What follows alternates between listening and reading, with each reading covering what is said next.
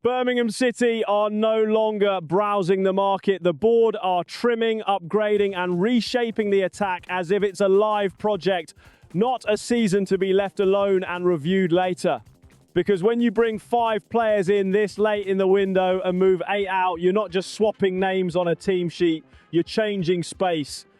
You're redefining who receives between the lines, who carries the ball forward and who is allowed to slow the game down.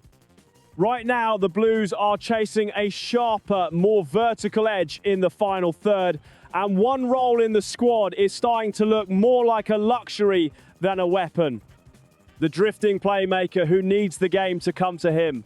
The name is Willem Willemsen, and the information comes from Dutch-based outlet Gerlander.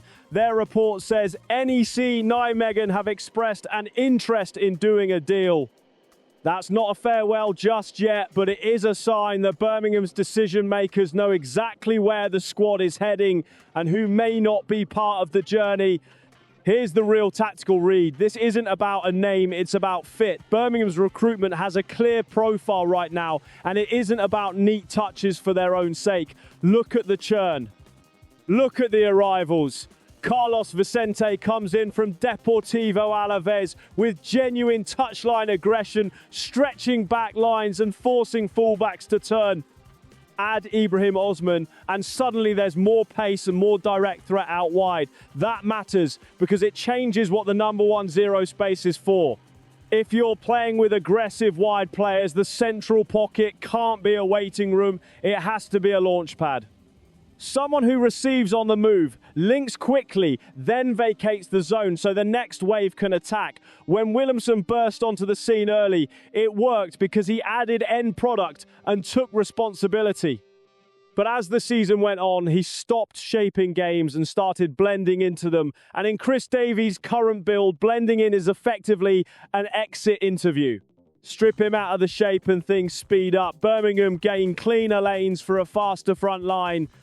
Instead of a central player drifting and asking for the ball to feet, Davies can lead into a more ruthless 4-3-3 or 4-2-3-1, where the ball moves wide earlier, the winger drives inside, and the 10 space becomes rotational rather than owned. With Jon Solis in the mix, the midfield tilts towards runners and connectors rather than a fixed conductor, fewer pauses, more straight line movement, more bodies arriving in the box as the ball hits the final third. So, who feels the squeeze if this interest becomes real? Start with Willemsen himself, because the usage already tells the story, from early season starter to a player largely used off the bench. And when you're stacking attacking options, impact sub-status only works if you're swinging games in 20-minute bursts. Players who live in that in-between zone, not quite winger, not quite 8, not quite 10, are always the first to be edged out when a squad sharpens its identity.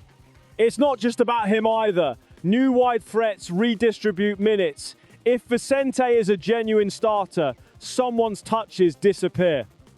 If Osman is trusted to attack space, someone's license to roam gets revoked. That's squad engineering. You don't need everyone to do everything. You need each piece to do one job at a high level.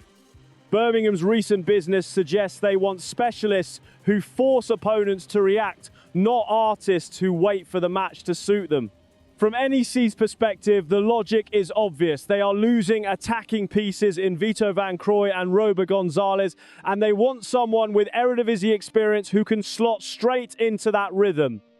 From Birmingham's side, it's about clarity. Tom Wagner and Craig Gardner have backed a ruthless reset, and a reset only works if you're prepared to move on from players who no longer align with the direction. So let's put it plainly for Blues supporters. If this is Birmingham clearing the decks for a faster, more direct attacking identity, is letting Willemsen go the right call, or are they walking away from a player who simply needed the team built around him?